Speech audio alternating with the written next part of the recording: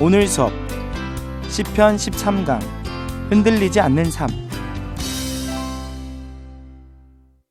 오늘 시편 16편은 지금까지 읽어왔던 시편보다 약간 더 길어서 두 가지 번역본으로만 읽어보도록 하겠습니다. 하나는 우리가 가지고 있는 개역 개정판과 또 하나는 새 번역으로 읽을 텐데 우선 나온 씨가 개역으로 한번 읽어주실래요? 네.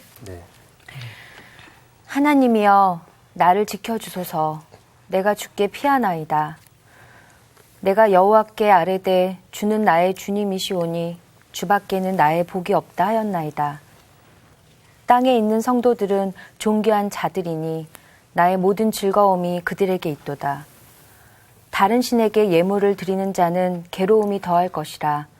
나는 그들이 드리는 피의 전제를 드리지 아니하며 내 입술로 그 이름도 부르지 아니하리로다. 여호와는 나의 산업과 나의 잔의 소득이시니 나의 분깃을 지키시나이다. 내게 줄로 재어준 구역은 아름다운 곳에 있으며 나의 기업이 실로 아름답도다. 나를 훈계하신 여호와를 송축할지라. 밤마다 내 양심이 나를 교훈하는도다. 내가 여호와를 항상 내 앞에 모시며 그가 나의 오른쪽에 계심으로 내가 흔들리지 아니하리로다. 이러므로 나의 마음이 기쁘고 나의 영도 즐거워하며 내 육체도 안전히 살리니 이는 주께서 내 영혼을 수월에 버리지 아니하시며 주의 거룩한 자를 멸망시키지 않으실 것임이나이다. 주께서 생명의 길을 내게 보이시리니 주의 앞에는 충만한 기쁨이 있고 주의 오른쪽에는 영원한 즐거움이 있나이다. 아멘. 예, 미란 씨. 네. 하나님, 나를 지켜주십시오. 내가 주님께로 피합니다. 나더러 주님에 대해 말하라면 하나님은 나의 주님, 주님을 떠나서는 내게 행복이 없다 하겠습니다. 땅에 사는 성도들에 관해 말하라면 성도들은 존귀한 사람들이요 나의 기쁨이다 하겠습니다. 다른 신들을 섬기는 자들은 더욱더 고통을 당할 것이다. 나는 그들처럼 피로 빚은 제사수를 그 신들에게 바치지 않겠으며 나의 입에 그 신들의 이름도 올리지 않겠다. 아, 주님, 주님이야말로 내가 받을 유산의 몫입니다. 주님께서는 나에게 필요한 모든 복을 내려주십니다. 나의 미래는 주님이 책임지십니다. 줄로 재어서 나에게 주신 그 땅은 기름진 곳입니다. 참으로 나는 빛나는 유산을 물려받았습니다. 주님께서 날마다 좋은 생각을 주시며 날마다 나의 마음에 교훈을 주시니 내가 주님을 찬양합니다. 주님은 언제나 나와 함께 계시는 분. 그가 나의 오른쪽에 계시니 나는 흔들리지 않는다. 주님, 참 감사하나이다.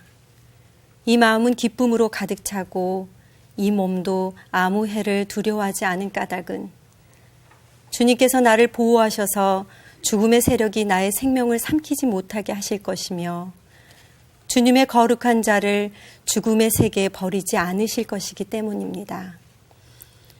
주님께서 몸소 생명의 길을 나에게 보여주시니 주님을 모시고 사는 삶에 기쁨이 넘칩니다. 주님께서 내 오른쪽에 계시니 이 큰 즐거움이 영원토록 이어질 것입니다. 두 분이 낭독을 정말 잘해 주셔서 듣는 것만으로도 은혜가 되네요. 네. 그렇죠. 이게 낭독의 전통이 우리 되살아나야겠다는 생각을 늘 들을 때마다 하고 있습니다. 오늘 이 시는 1절을 제외하고는 1절에 보면은 하나님의 나를 지켜주소서라고 하는 기원이 담겨 있는데 그 다음부터 나오는 이야기는 전부 하나님에 대한 깊은 신뢰를 표현하고 있음을 알 수 있습니다. 그래서 이 시를 신뢰 시편 가운데 하나로 사람들은 보통 그렇게 보고 있습니다. 네. 1절의 기원을 보면 하나님 나를 지켜주소서라고 말하고 있기 때문에 시인이 처해 있는 상황이 만만치 않게 어려운 상황임을 우리들이 네. 알 수 있는데 그런데 이후에는 내가 무엇 때문에 어렵다 하는 이야기 나오지 않고 네. 어려운 가운데서도 하나님에 대한 깊은 신뢰를 표현하고 있음을 볼 수 있습니다. 그래서 이 시는 대표적인 신뢰 시 가운데 하나라고 말할 수 있겠습니다. 하나님, 내가 주님께로 피합니다 하고 말하죠. 하나님을 피난처로 삼는 것이죠. 네. 여러분, 주님께로 어떻게 피할 수 있죠? 우리들이 교회 가서 기도하고 기도하면서 교회 가서 기도하고 예. 교회 안 가면 기도가 안 되나? 그러니까요. 네. 옛날에 또 피난처라는 어떤 네. 장소가 있지 않았습니까? 네네. 도피성. 예, 예. 옛날에 도피성이라는 게 있었죠. 사실 여기에서 상훈 씨가 얘기한 대로 내가 주님께로 피합니다 하는 이야기는 무고한 죄를 지은 사람들이 보복을 당할까봐 도피성을 만들어 놓고 하나님은 그곳으로 피하도록 해주셨어요. 도피성에 들어간 사람은 함부로 끌어내 죽일 수 없습니다. 그렇죠. 이것이 도피성인데 상훈 씨가 금방 얘기했던 것처럼 하나님께서 그런 나의 도피성이 되어 주십시오. 온 세상이 나를 적대하는 사람들로 에워싸여 있다 할지라도 하나님이 나의 도피성이 되어주시면 내가 안심이 좀 되겠습니다. 그런 이야기이죠. 여러분, 온 세상이 짠물로 전부 뒤덮여 있는 세상에서 어딘가에서 맑은 물이 솟아나온 곳이 있다고 한다면 네. 뱃사람들은 그곳을 얼마나 사모할까요? 그죠? 네. 마실 물이 없을 때. 그것처럼 하나님이 우리 인생의 피난처가 되어주시기를 시인은 지금 그렇게 소망하고 있습니다. 네. 그런데 이 시인이 고백하는 것이 뭐냐면 2절에 보니까 주는 나의 주님이시오니 이렇게 말합니다. 주라고 하는 말이 겹쳐서 설명되고 있죠. 네. 주님은 주는 나의 주님이시니. 주님. 그렇게 얘기하고 있습니다. 그런데 이 말은요. 주라고 하는 말, 아도나이, 주님이라고 얘기하는데 여러분 주는 무엇을 전제로 하고 있죠? 주는 지배하는 분입니다. 네. 네. 그렇죠? 네. 그러니까 내가 하나님을 주님으로 고백한다고 하는 것은 주님이 나를 내 뜻과 내 의지를 관철시키기 위해 하나님을 동원하는 사람들이 그분을 주님이라고 얘기할 수 없어요. 네. 그렇죠. 하나님을 주님이라고 고백하는 사람들은 내 뜻이 우선입니까? 그분의 뜻이 우선입니까? 그분의 뜻이 더 우선이죠. 네. 그러니까 철저히 그분의 뜻에 복종하겠다는 그런 의미가 주님은 나의 주님이십니다 하는 표현 속에 담겨 있습니다. 그러니까 하나님의 뜻이 우리가 시련을 겪는 것이라고 한다면 그 시련도 기꺼이 제가 받아들이겠습니다. 왜 그럴까요? 그 하나님은 나보다 나를 더 잘 아시고 나보다 나를 더 사랑하신다는 사실을 알기 때문에 그런 거죠. 그러니까 전폭적인 맡김이에요. 주님 나의 주님이십니다 하고 말하죠. 네. 그리고 똑같은 말에 동어 반복 비슷하게 나오는 말이 뭐냐면 주밖에는 나의 복이 없다 하였나이다. 그렇게 말했죠. 네. 여러분 국어 실력을 한번 테스트를 한번 해볼게요. 아이고. 긴장되네 이거. 네. 자, 주 밖에는 나의 복이 이렇게 얘기했어요. 네. 자, 띄었었어요 여기. 네. 개역 성경에 분명히 띄었었죠. 네. 그런데 이렇게 쓰면 주박 어느 게 맞는 거죠? 띄었어야 합니까? 붙였어야 합니까? 띄었어야 될 것 맞는 것 같습니다. 같아요. 성경이 나오니까 당연히 띄었어야 하는 것처럼 보이죠? 그런데 국어 시간은 아니지만 네. 이렇게 띄었을 때 밖은 명사죠. 품사로 보면. 아, 몰라요. 명사야. 형용사 아닙니까? 명사입니다. 명사. 네. 네, 그렇군요. 주님 밖이니까. 네. 아. 주님 밖. 왜야 이거는. 예. 그렇죠? 예, 예. 바깥이에요. 네. 근데 이때 붙여 쓰게 되면 이건 조사죠. 네. 이 밖에는. 그렇죠. 이건 뭐냐면 다만 그것뿐 하는 한정적인 의미를 갖고 있어요. 아. only예요. only. 영어로 얘기하면 네. 주님 밖에는. 그런데 우리 개혁성경은 주님 밖에는 그렇게 얘기하고 있죠. 네. 네. 띄어쓰고 있단 말이죠. 네. 이 두 의미는 사실 서로 상통하고 있죠. 주님을 떠난 자리에서는 나의 복이 없습니다. 네. 이렇게 말하기도 하지만 주밖에. 주님 밖에는 네. 그러니까 거의 어떻게 보면 같은 얘기인데. 같은 얘기인데 서로 좀 다르죠. 네. 네, 네. 성서의 원어에는 여기에 가깝게 돼 있습니다. 그런데 우리가 주 밖에는 그러면 언제나 이걸 먼저 맞아요. 떠올려요. 주 밖에는 맞아요. 그죠? 네. 조사로서 떠올리기 쉽죠. 네.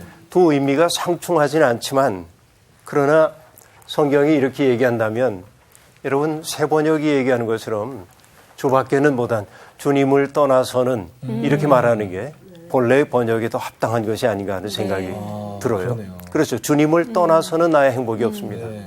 자, 이거 뭐 문법적인 얘기였지만 한마디 우리들이 좀 이렇게 해봤습니다. 그런데 여기에서 복이라고 하는 개념이 나오고 있는데 한국 기독교인들이 복하면 떠올리는 것들이 주로 어떤 것들이 있죠? 돈 많이 버는 거. 돈 많이 버는 장수. 거, 잘 사는 거. 장수, 큰 집 사는 건강. 거. 큰 집 사는 거, 땅 건강, 많은 거. 예? 땅 많은 거. 땅 많은 거 출세, 명예. 왜 아파트도 많으면 좋지? 그런 것들이죠. 네. 지성적인 거. 건강한 거. 그러니까 주님 밖에는 나의 복이 없습니다 하고 얘기하면 네. 그거 다 없어도 되는 거예요? 그러게요. 참. 아니죠. 그렇지는 이게 않겠죠. 뭐라고 이야기해요? 그렇진 않아요. 그거 다 불필요한 거 아니야? 주님만 잘 믿으면 그러니까 아닙니다. 또 그렇지 않은 것 같습니다. 또 현실이. 네. 굉장히 단호하게들 얘기하네요. 네. 여기에서 우리가 복이란 말로 번역이 됐지만 네. 행복이라고 앞에 행자를 더 붙이면 네.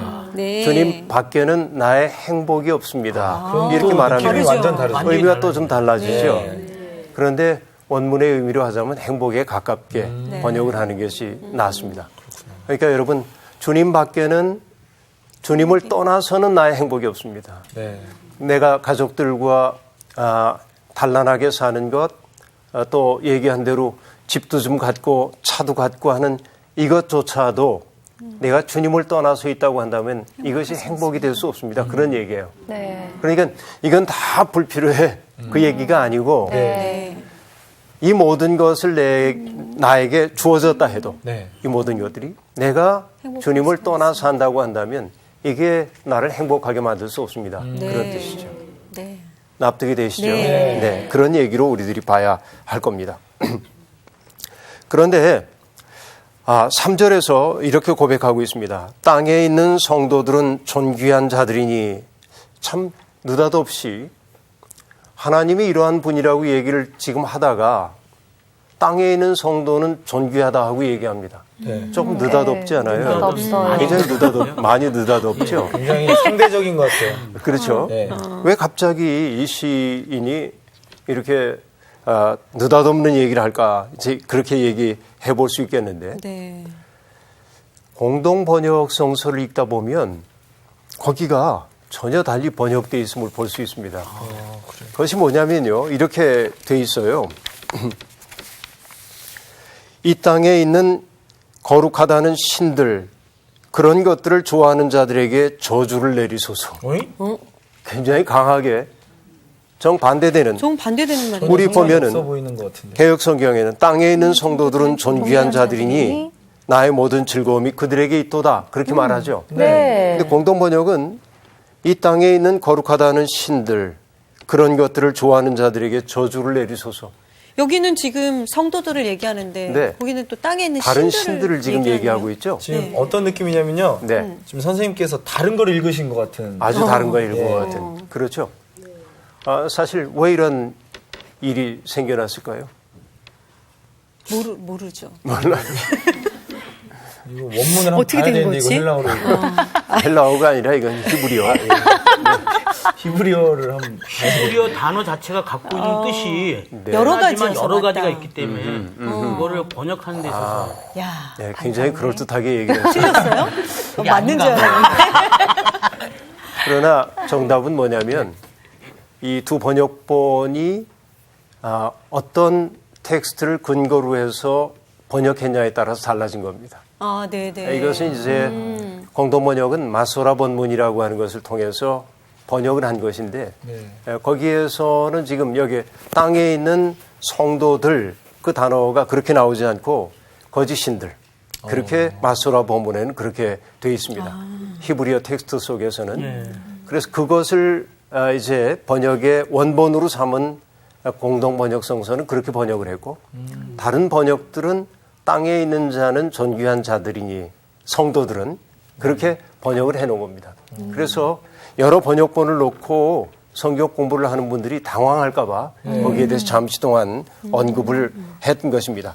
그런데 여하튼 오늘 우리가 개역 성경 번역을 가지고 공부하니까 땅에 있는 성도들은 존귀한 자들이니 하고 말하고 있죠. 네. 자, 그러면 여러분 여기 성도들이라고 하는 사람들은 하시드라고 얘기할 수 있는데 하시드가 이제 그 거룩한 사람들을 뜻합니다.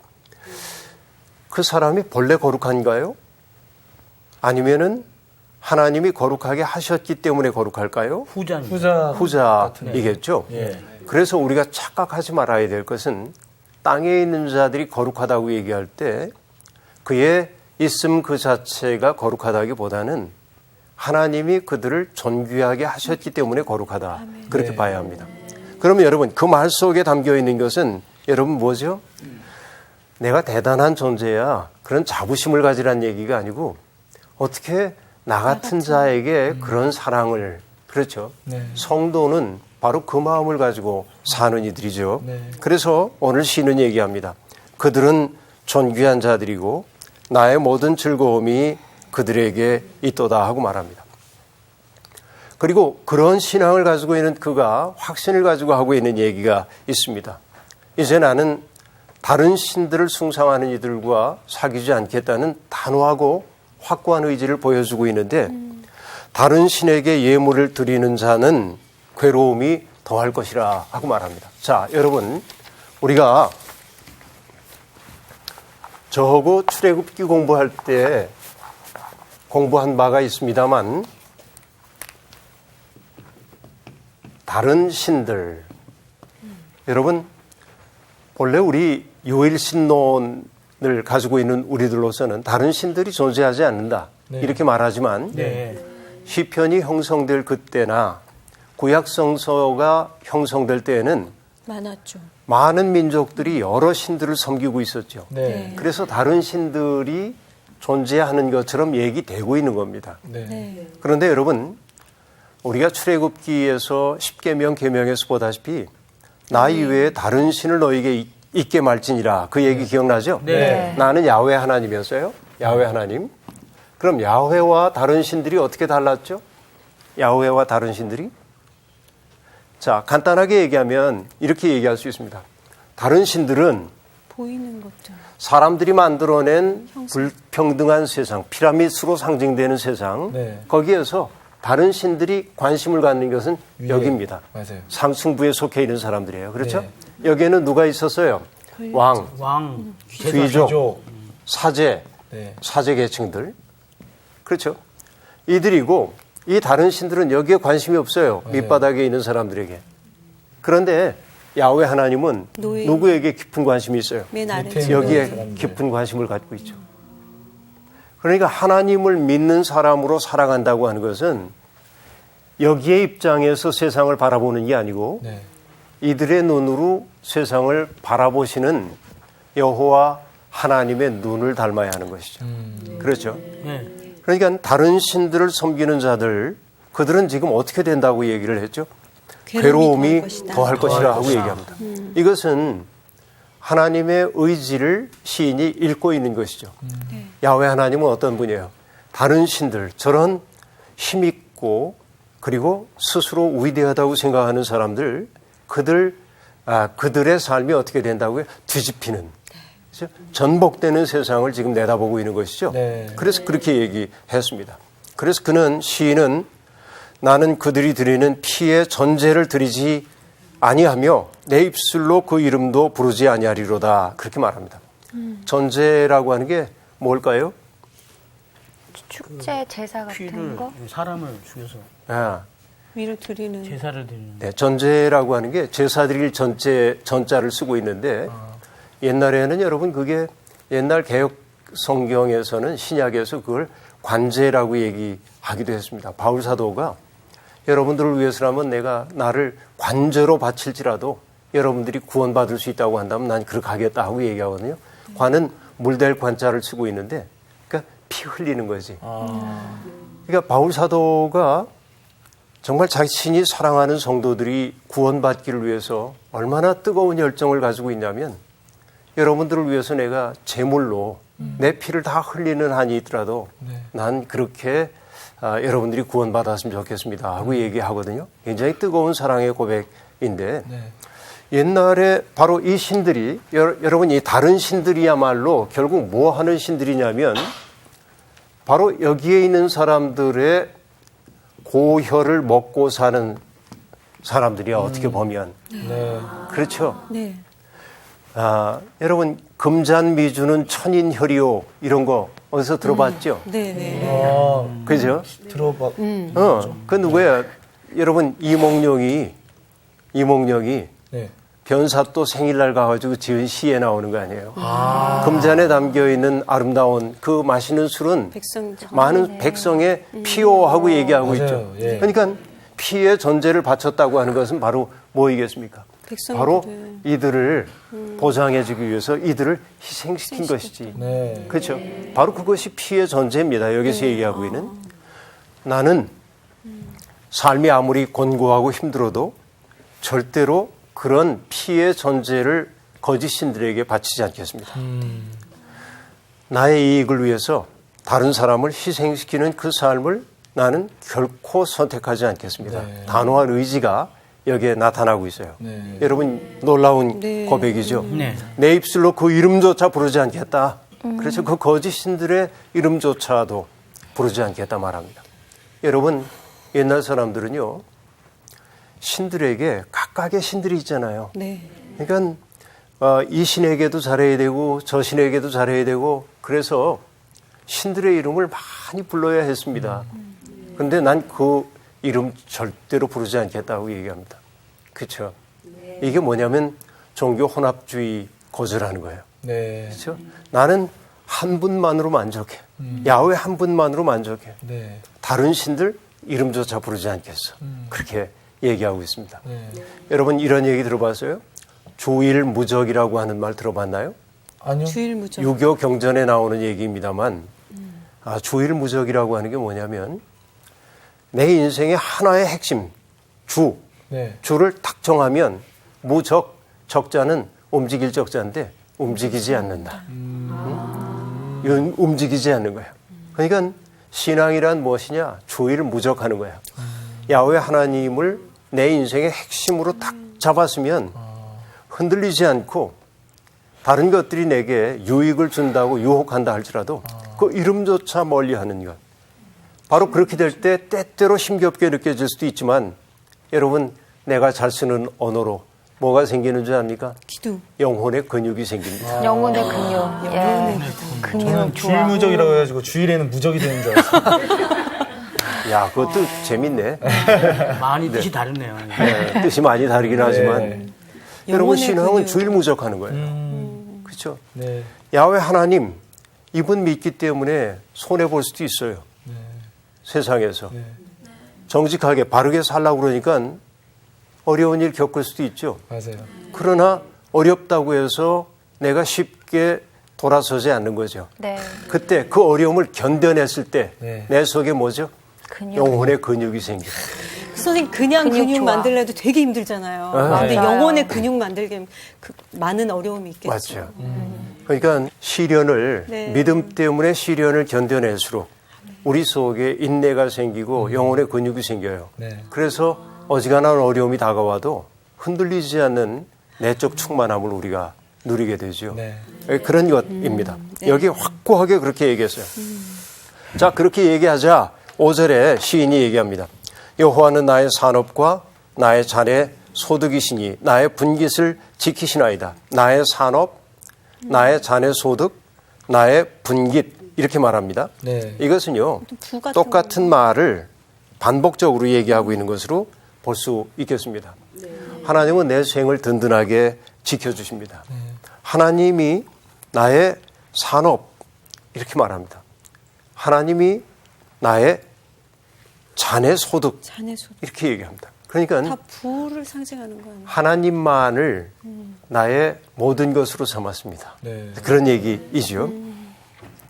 하나님께서 우리를 지켜주신대요. 그러고 나서 여러분 제가 좋아하는 구절이 나옵니다. 6절에 이렇게 얘기해요.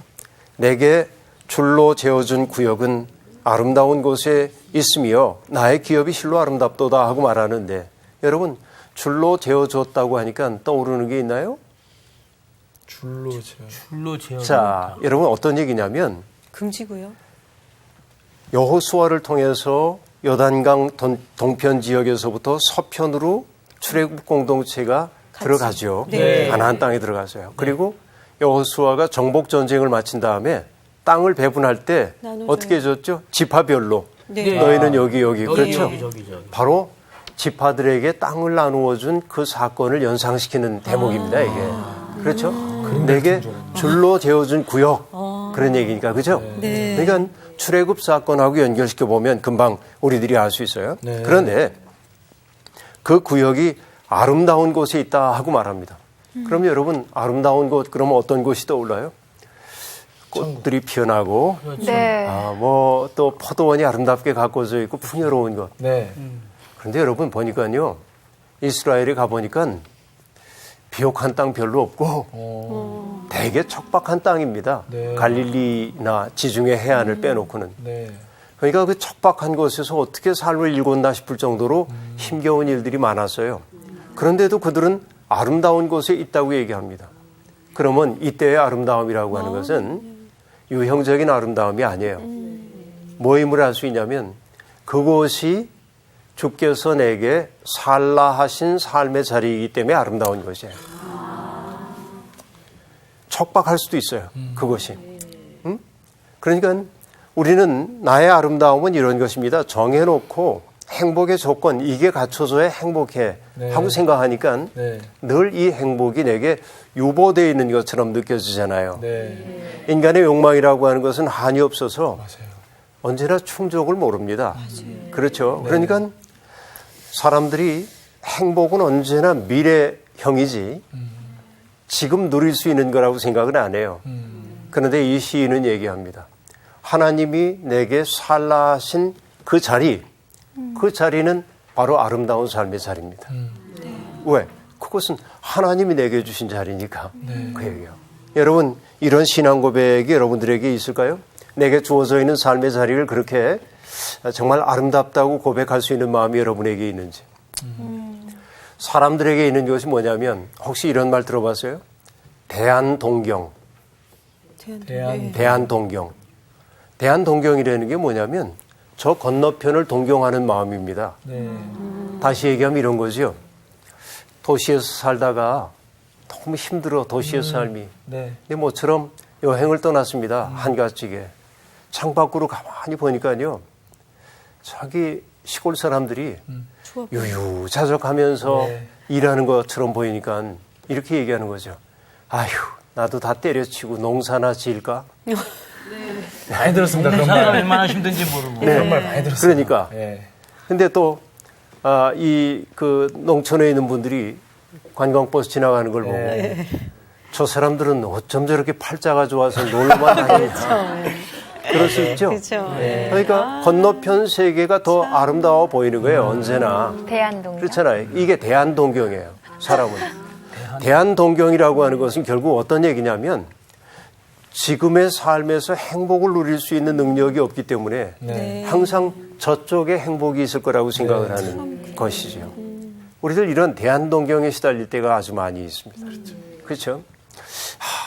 연봉이 1억이 넘는 사람들은 얼마나 행복할까? 그렇죠? 네. 아파트 50평짜리 집에 사는 사람들은 얼마나 행복할까? 그렇게. 관리비 많이 나와요. 관리비 많이 나와요. 가스비도 많이 나와요. 50평에 사시는군요. 네, 많이 나왔는데요. 그러니까 여러분, 제가 목회를 하다 보니까요. 사람들이 생각하기에 저 사람은 정말 행복해 보여. 그런 사람도 만나서 내밀한 이야기를 듣다 보면 맞습니다. 괴로움 없는 사람 없고. 맞아요. 인간은 괴로움을 타고난 것 같아요. 맞아요. 그래서 여러분 나는 이렇게 얘기합니다. 수생은 수는 아니다. 목숨을 받는다고 하는 것은 어려움을 받은 거야 이미. 네. 그래서 여러분 어려워하지 말고 번띠 인생이 어렵지. 네. 네. 받아들여 버리면 좋을 것 같아요. 네. 그렇죠. 그래서 여러분 때때로 대한 동경이 있어서 우리의 삶을 활기차게 만들기도 하지만 대한 동경이 오늘을 충만하게 살지 못하도록 할 때도 더 많죠. 그래서 이 고백이 필요해요. 네. 주께서 우리에게 줄로 재어주신 구역은 아름다운 곳에 있으며 그렇죠? 네. 지금 내게 주어져 있는 이 삶의 자리 자체가 아름답다. 이 속에서 누릴 수 있어야 한다 하는 얘기입니다. 그런데 그 뒤에 뭐라고 얘기하냐면 나를 훈계하신 여호와를 송축할지라 이렇게 말합니다. 밤마다 내 양심이 나를 교훈하도다 하고 말합니다. 자, 여러분 하나님의 훈계를 받으며 산다고 하는 거 그렇죠? 하나님을 우리의 인생의 멘토로 삼아 산다고 하는 거 네. 이게 얼마나 든든한 삶인지 모릅니다. 네. 근데 이 시인이 지금 밤마다 지금 뭐라고 얘기하죠? 네. 내 양심이 나를 교훈한다 하고 말합니다. 여기 양심이라고 번역되어 있는 단어는 전에도 얘기했지만은 신장입니다. 신장. 신장. 심장이 아니라 신장이에요. 네. 그러니까 신장은 뭐죠? 마음속에 깊은 자기의 정감이나 정서가 깃드는 자리이죠. 그러니까 내 마음속에 가장 깊은 것이 나를 교훈한다 하고 얘기하고 있습니다. 자, 밤은 여러분 왜 하필이면 밤일까요? 낮에는 왜 아니고 밤일까요? 아무래도- 어려울 때? 아무래도 좀 낮에 좀 생각이 좀 낮보다는 밤이 아, 네. 그치. 생각이 좀- 혼자서 밤에 생각해보고. 그 감성이 감성 지수가 올라가잖아요. 아, 감성 지수가 올라와요. 네. 밤에는 어둡기 때문에 눈에 보이는 게 없습니다. 그렇기 때문에 오히려 나를 바라보게 되죠. 눈에 뵈는 게 없어서. 그런 개념이 맞아요. 그런 얘기죠. 그래서 하나님이 밤을 주신 까닭은 뭘까 생각해 보면 쉼을 위한 시간이기도 하지만 네. 상훈 씨가 얘기한 것처럼 어둠을 거울 삼아서 나 자신을 비춰보라 그런 얘기 아니겠어요? 그러니까 밤은 성찰의 시간이어야 합니다. 네. 성찰한다고 하는 것은 돌아봄이죠. 자기를 돌아보는 것이죠. 그런데 오늘 밤을 잊은 그대들은 성찰할 시간이 없습니다. 아이고, 그렇죠. 그렇죠. 그러더라고요. 네. 늘 뭔가와 함께 있죠. 텔레비전이나 컴퓨터나 SNS나 밤을 잊고 있기 때문에 성찰하진 못하고 자기를 돌아보진 못하고 바깥에서 주어지는 정보를 획득하는 것으로 밤을 마감하죠. 맞아요. 그래서 우리의 삶이 깊어지지 못합니다. 그래서 밤이 어떠해야 되냐? 불을 꺼야 돼. 그렇죠. 그 시간이 우리에게 필요해요. 밤마다 내 양심이 나를 어떻게 해요? 교훈합니다 하고 말합니다. 내가 여호와를 항상 내 앞에 모시며 그가 나의 오른쪽에 계심으로 내가 흔들리지 않습니다 하고 말합니다. 하나님을 내 앞에 모신다고 얘기했습니다. 네. 그렇죠. 그리고 그 다음에 바로 뭐라고 얘기했냐면 내 오른쪽에 계시대. 아니 앞에 모신다고 그러고 왜 오른쪽에 있지? 자, 중요한 자리에 다. 네, 중요한 자리는 다. 돌고 계시나? 네, 괜찮은데요? 다 흥미로워요. 삼위일체의 하나님이라서 그런 거 아니에요? 자, 주님을 내 앞에 모신다고 하는 것은 어떤 얘기냐면 내가 주님 앞지르지 않겠다는 뜻이에요. 그렇죠. 여러분, 베드로가 신앙 고백을 하죠. 네. 주는 그리스도시요 살아계신 하나님의 아들입니다. 예수님이 칭찬했습니다. 참 잘했다고 칭찬했어요. 그런데 칭찬한 후에 주님이 난 예루살렘에 올라가면 고난을 받게 될 거야. 네. 죽임당할 거야. 그러자 네.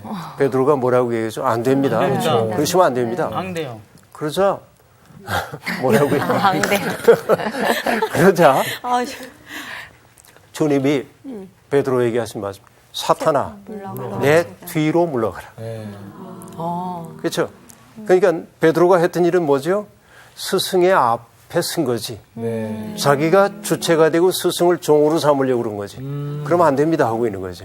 여러분 여기에 하나님을 내 앞에 모시며라고 하는 것은 내 인생을 이끌어 가시는 분이 주님이시고 네. 나는 그 뒤를 따르는 거예요. 근데 그것은 동시에 뭐냐면 주님이 내 오른편에 계시다고 하는 얘기는 그 길을 걷는 동안 하나님이 언제나 나의 동행이시고 나의 지켜주시는 자입니다 하는 표현이죠.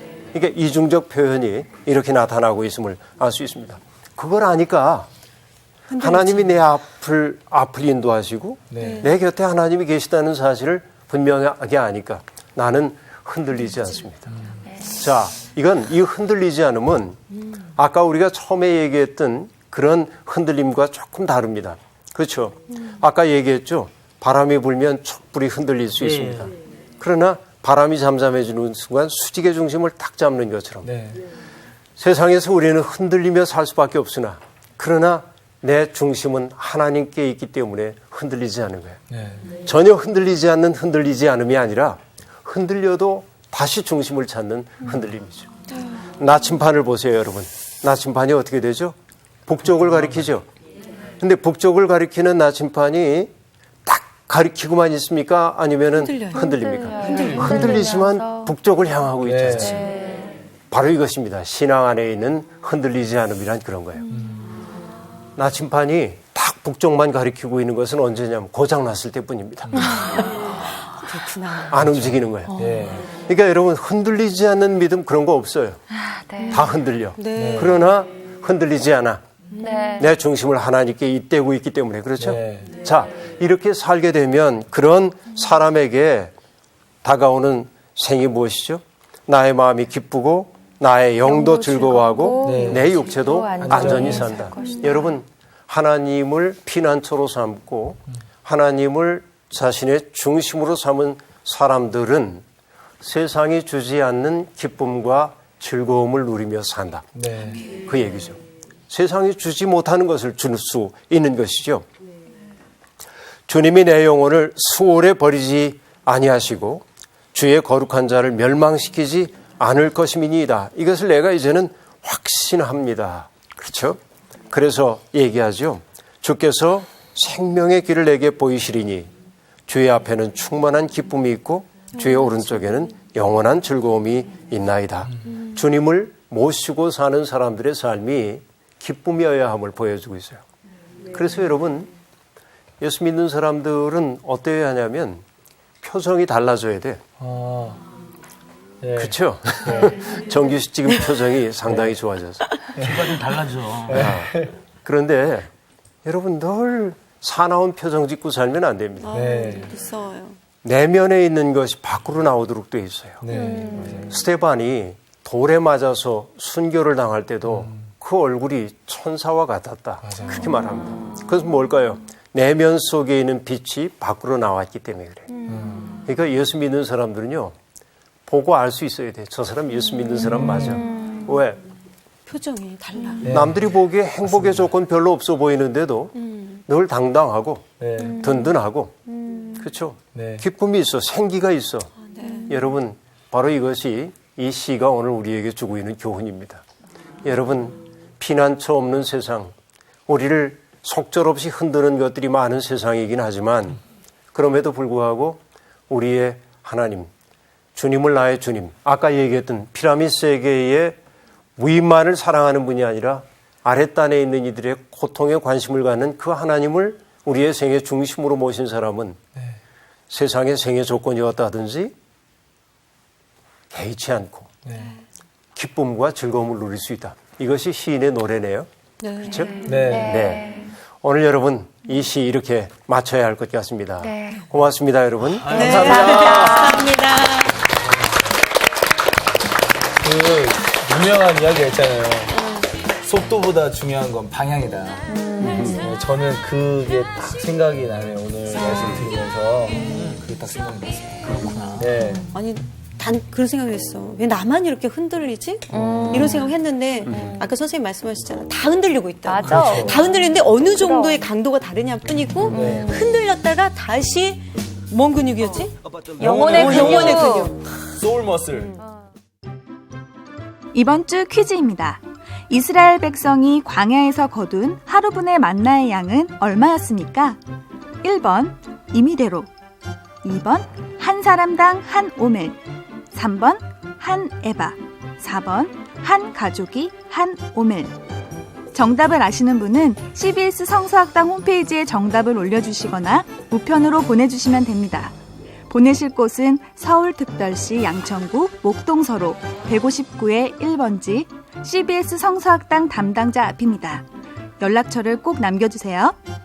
선정되신 분들에게는 대한성서공회에서 성경, 송태근 선생님의 쾌도남마 사도행전, 네가 어디 있느냐, 김기석 선생님의 오래된 새길, 신우인 선생님의 땅과 하늘의 갈림길에서, 구미정 선생님의 두 글자로 신학하기 가운데 하나를 드립니다.